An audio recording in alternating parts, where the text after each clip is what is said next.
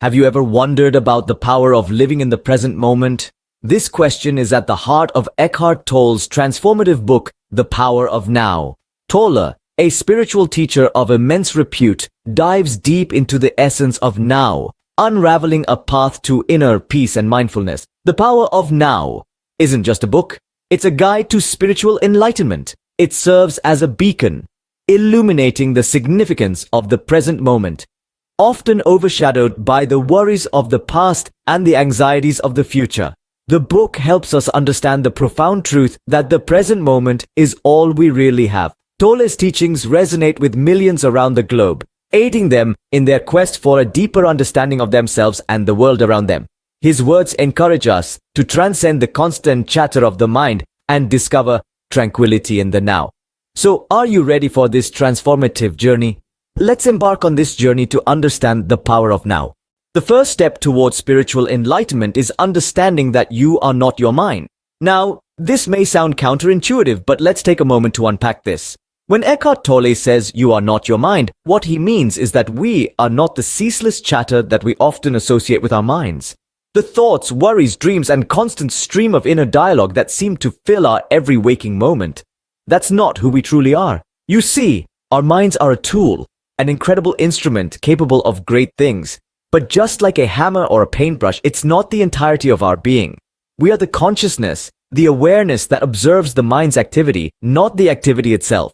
Imagine you're watching a movie, you're engrossed, lost in the story, the characters, the drama, but then you take a step back and remember, it's just a movie. You're not actually in the film, you're a spectator, observing from a distance. That's the distinction we're talking about here. You're the observer of your mind, not the content it produces. In The Power of Now, Tolle encourages us to step back from the constant stream of thoughts, to disengage from the mind's chatter, and instead observe it without judgment. This doesn't mean we stop thinking or dismiss our mind as irrelevant. Rather, it means we no longer identify ourselves solely based on our thoughts, emotions, or experiences. This shift in perspective is transformative. It allows us to respond to life rather than react, to make decisions from a place of awareness instead of habit, and to find peace amidst the chaos of our thoughts.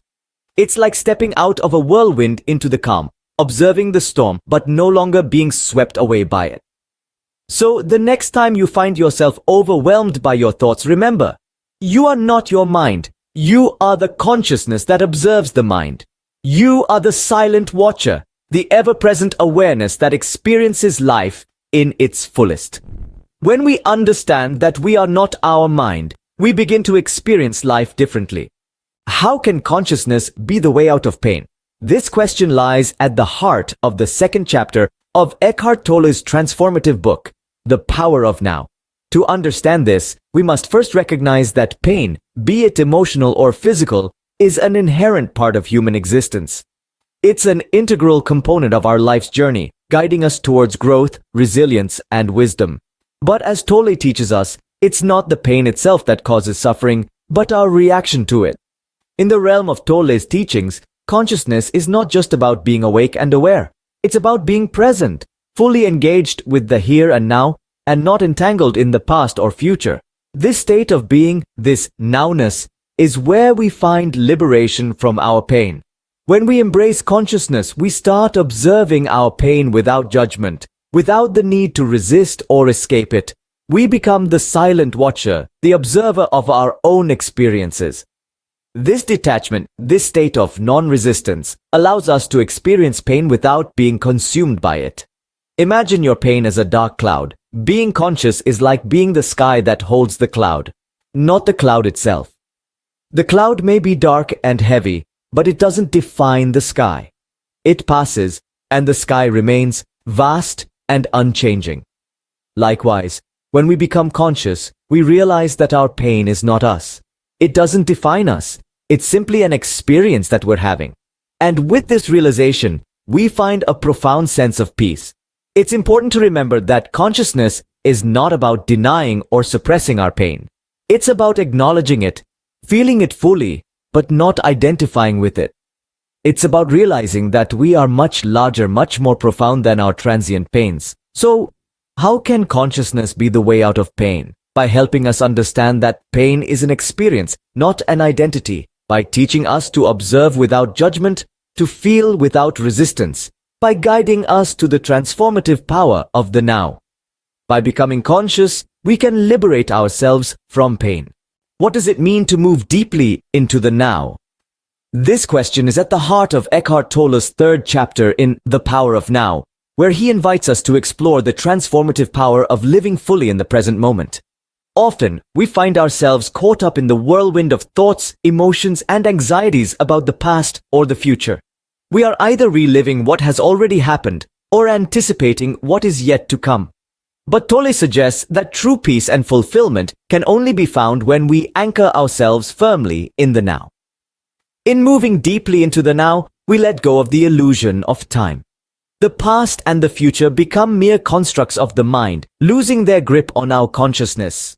We start to realize that life unfolds in the present moment, and it is only here that we can truly experience and interact with the world. This is not just about passively observing the present moment, it's about active participation, about engaging fully and mindfully with whatever is happening right here, right now.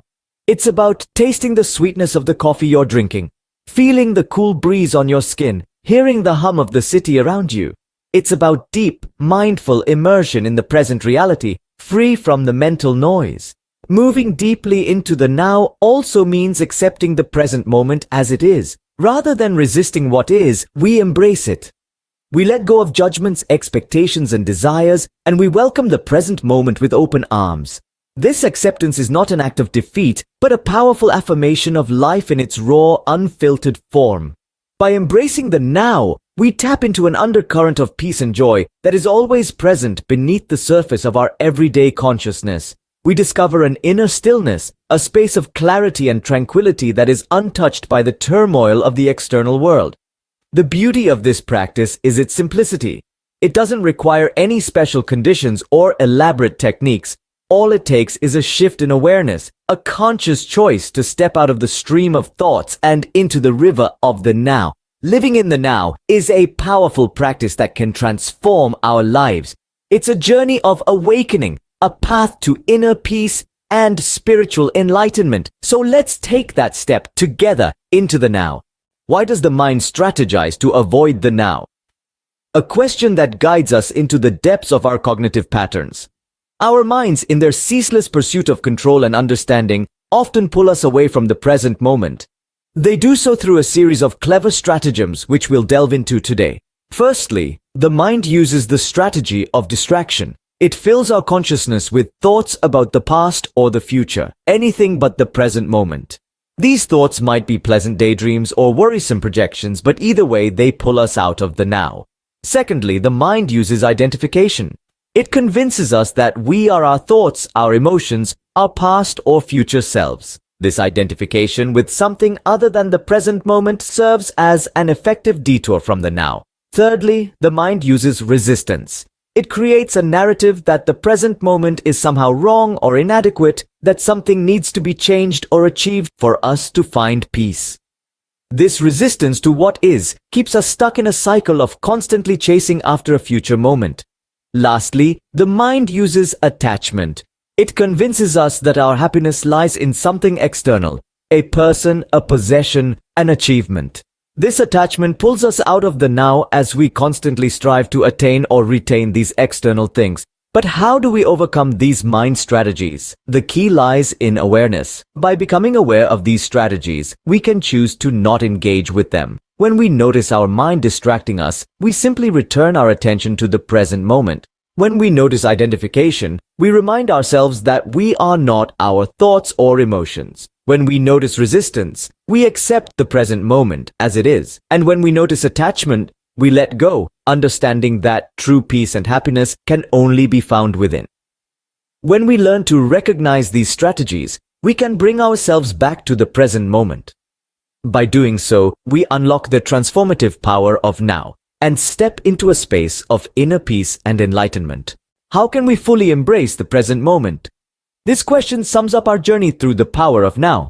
As we've discovered, the key to this lies in mindfulness, consciousness, and truly living in the present. The chatter of our minds often distracts us from the here and now, pulling us into the past or the future. But the past is merely a story we tell ourselves, and the future is nothing more than an imagined scenario. In reality, the only moment that truly exists is the present, the now. It is in this moment that we can find peace, joy, and enlightenment. It is in the now that we can transcend our thoughts and connect with our true selves. So let's strive to be more mindful, more conscious, and more present. By embracing the present moment, we can experience true peace and enlightenment. Thank you for joining us on this journey into the power of now.